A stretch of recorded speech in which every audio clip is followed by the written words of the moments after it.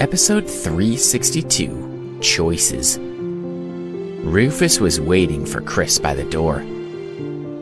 "Hello, Chris Stedman," he said coldly. Chris barely noticed his tone. He gave Rufus a big smile. "Please, take me to him. I brought a little gift. I hope that's all right." Rufus looked down at the basket of flowers in Chris's hands. It was the sort of bouquet people typically brought someone who was grievously ill. Anyone who spotted Chris bringing it to the Cliftons would know that it was intended for someone on the brink of death. Rage filled Rufus again. It was just another form of boasting. Chris laughed lightly. "Thank you for your concern." Rufus gritted through his teeth. He turned and led Chris inside their home.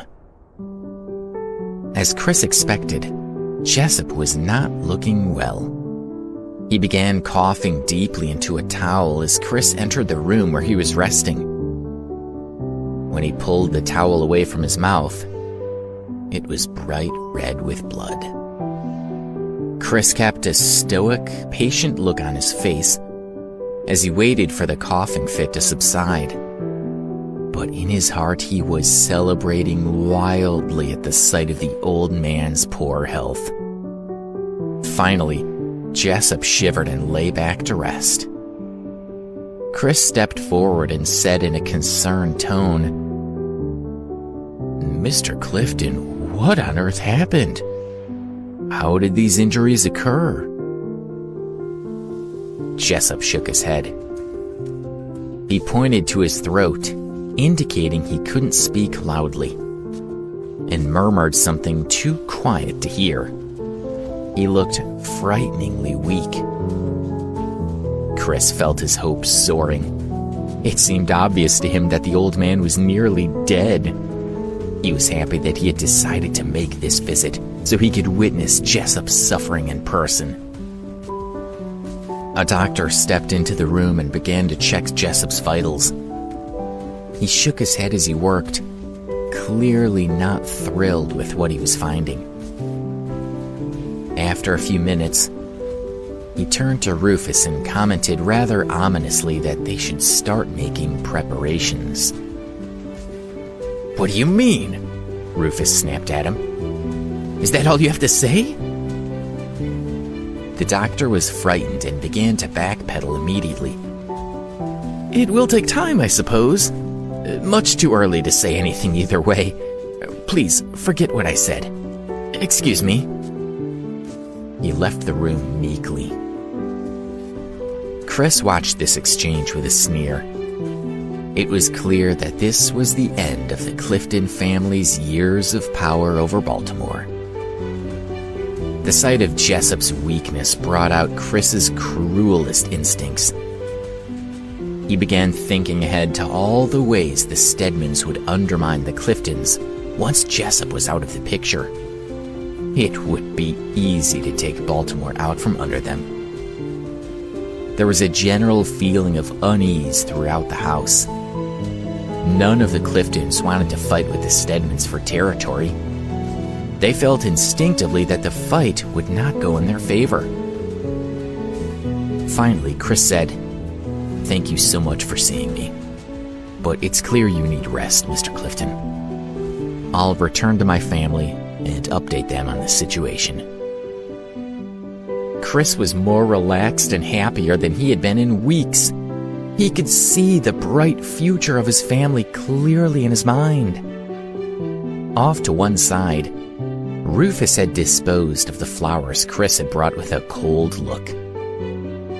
Chris reached up and scratched his ear, where a highly advanced little communication device was tucked discreetly out of sight. It allowed Art to listen in on what Chris was doing and hear the conversations in the Clifton house for himself. But now that their spying was finished, Chris turned it off. After saying his goodbyes, Chris strolled out to his car. But before he could get inside and drive away, he found himself surrounded by a number of the Clifton security forces.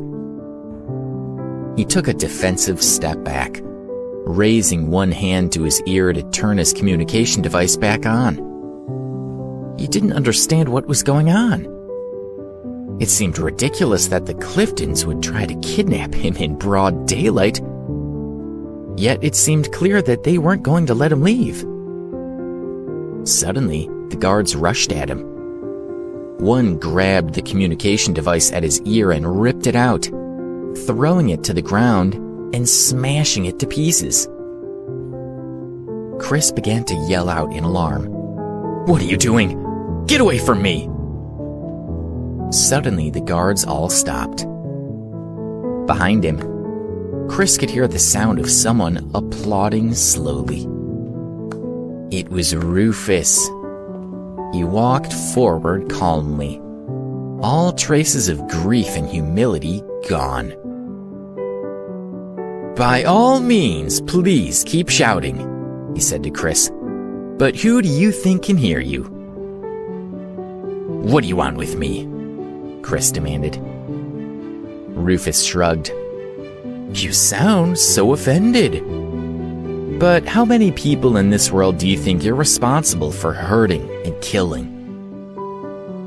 As he drew closer, Chris realized his eyes were filled with intense hatred.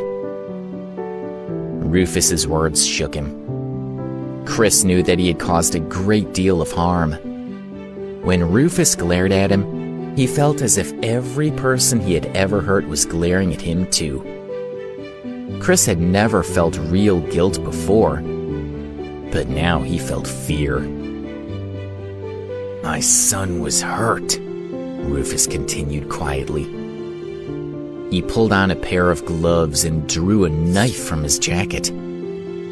It was an old piece from the Black Orchid cult that had been passed down to the Clifton family. Even if they were no longer members of the group, they still respected their history with the cult. Rufus threw the knife down on the ground between them. "Of course, we have hurt people too," said Rufus. "But we never harmed innocents. We only ever targeted the wicked. We made those choices consciously. You don't seem to think about anyone other than yourself. But still, I'll offer you a choice. You can choose to suffer, or you can end things for yourself quickly. Which will it be?" Chris's heart thudded painfully in his chest. He couldn't believe his past was catching up to him like this. "Listen," he said quickly, "pain isn't the only thing I can give you. What about information? I could help you. I could make my whole family help you. The Stedmans will be loyal to the Cliftons. Doesn't that sound good?" He felt his knees going weak and knelt to the ground before he fell. "We didn't hurt Mr. Clifton. It was the Blood Brothers who attacked him. And they only attacked him because they were trying to get to Alex. I'll tell you everything you could possibly want to know about them." Chris could sense the power of Rufus's fury. He hoped his offer would appease him somewhat.